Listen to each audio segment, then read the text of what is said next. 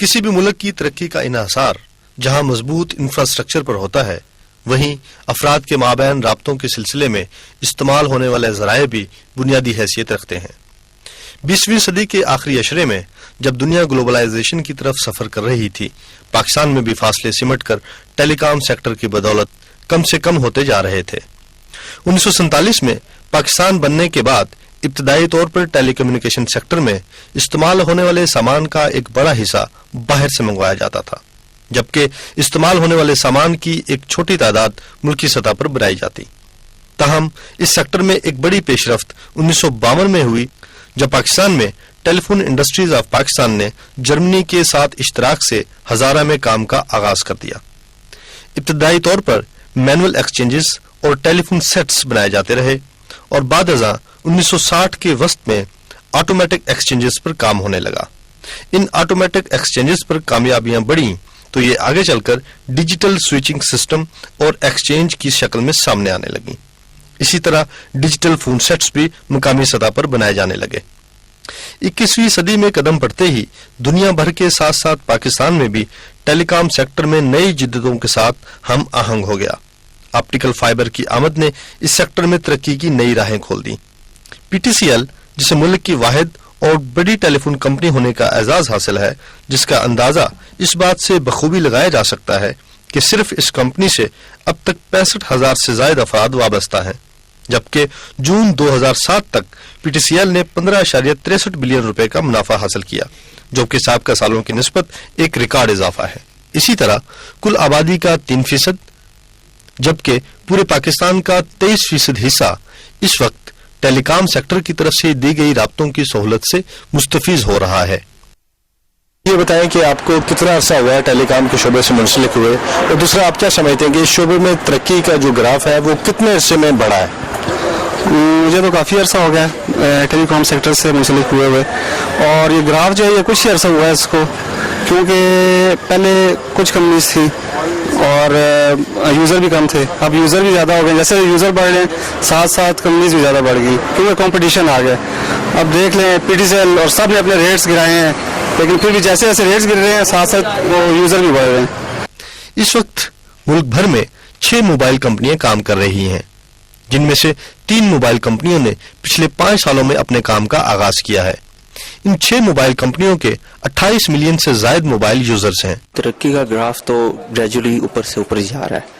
اس کی وجہ یہ ہے کہ گورنمنٹ نے جہاں پہ آئی ٹی کو بہت زیادہ بوم دیا ہے، پہلے صرف ایک کمپنی تھی، ان کی مونوپولی تھی یا 2 تھیں، اب یہ ہے کہ 4-5 کمپنیز ہیں۔ کسٹمرز کے پاس اویلیبلٹی ہے ہر چیز کی، اس کے پاس چوائس ہے کہ وہ ایک کمپنی سے دوسری کمپنی میں جا سکتا ہے، ٹھیک ہے۔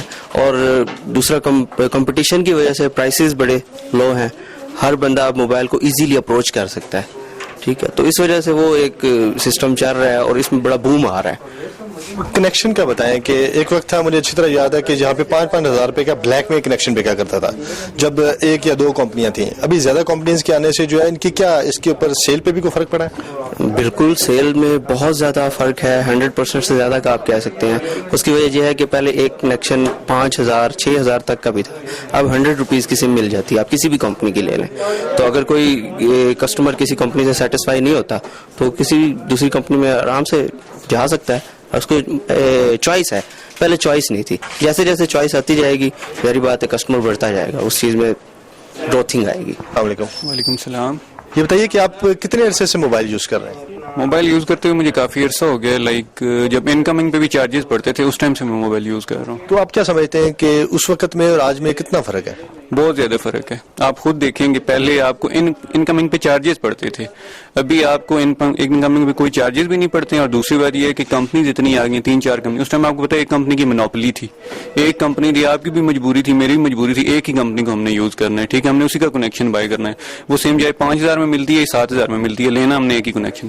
ابھی 100 روپے میں آپ کو کسی بھی شاپ کیپر سے کوئی 4-5 نیٹ ورک کی سمز مل جاتی ہیں، آپ کوئی بھی یوز کر سکتے ہو۔ اور ان پہ یہ ہے کہ اب مونوپولی ختم ہونے کی وجہ سے کلائنٹ کو اتنا فائدہ ملا ہے کہ اب پہلے کی طرح آپ کو اتنے زیادہ چارجز نہیں پڑتے ہیں، کمپٹیشن میں آپ کو چارجز کم پڑنا شروع ہو گئے۔ اس کا کریڈٹ کس کو دیں گے آپ؟ ڈیفینیٹلی اب پہلے جن کمپنیز کی مونوپولی تھی ان کی ختم، اب میں بھی پی ٹی اے نے کی ہے، جس نے بھی کی ہے۔ ان 6 موبائل کمپنیوں کے 28 ملین سے زائد موبائل یوزرز ہیں، جن میں سے 53% محض پچھلے 5 سالوں میں بڑھے ہیں۔ ابتدائی طور پر پاکستان میں کام کرنے والے موبائل سیکٹر میں ایمس ٹیکنالوجی متعارف ہوئی، تاہم بعد ازاں جی ایس ایم ٹیکنالوجی سامنے آ گئی۔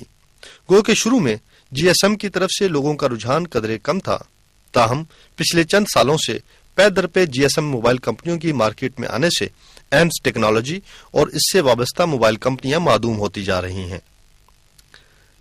جی ایس ایم اور ایمس شروع میں جب یہ موبائل فون کا جب آیا تھا تو وہ ایمس ٹیکنالوجی صرف تھی، اس میں یہ تھا کہ سم کا کوئی آپشن نہیں تھا، صرف ایک سیٹ کے اندر نیٹ ورکنگ کرتی جاتی تھی اور آپ اس کو یوز کرتے تھے۔ اس میں یہ تھا کہ آپ اسی سیٹ تک محدود تھے، اسی سیل فون تک۔ آپ کا فون خراب ہو جاتا ہے یا کوئی ڈسٹارشن آ جاتی ہے یا بیٹری ختم ہو جاتی ہے تو آپ کا رابطہ فی الوقت منقطع ہو جاتا تھا۔ اب وہ چیز نہیں، اب سم آ گئی ہے، آپ کا سیٹ خراب ہوا، کوئی اور مسئلہ ہو گیا، بیٹری ختم ہوگی، آپ کسی بھی دوسرے سیل فون میں وہ سم ڈالیں گے اور آپ اپنے اس کنیکشن کو کیری آن کر سکیں گے۔ اب وہ جو ڈسکنیکٹیوٹی تھی وہ ختم ہوگی۔ ایمس میں ڈسکنیکٹیوٹی ہے، جی ایس ایم میں ڈسکنیکٹیوٹی۔ ٹیلی کام سیکٹر کی اس تیز ترین ترقی کے پیچھے دیگر کئی عوامل کے ساتھ ساتھ حکومتی سطح پر ہونے والی سرپرستی بھی نمایاں حیثیت رکھتی ہے۔ یہ اسی سرپرستی کا نتیجہ ہے کہ آج ملک کے طول و عرض میں جہاں رابطے آسان سے آسان تر اور سہل ہو چکے ہیں، وہیں معیشت کا پہیہ بھی انتہائی تیز رفتاری کے ساتھ ساتھ وطن عزیز کو ترقی کی نئی منزلوں کی طرف لے کر بڑھتا چلا جا رہا ہے۔ صغیر نقاش، پاکستان ٹیلی ویژن، اسلام آباد۔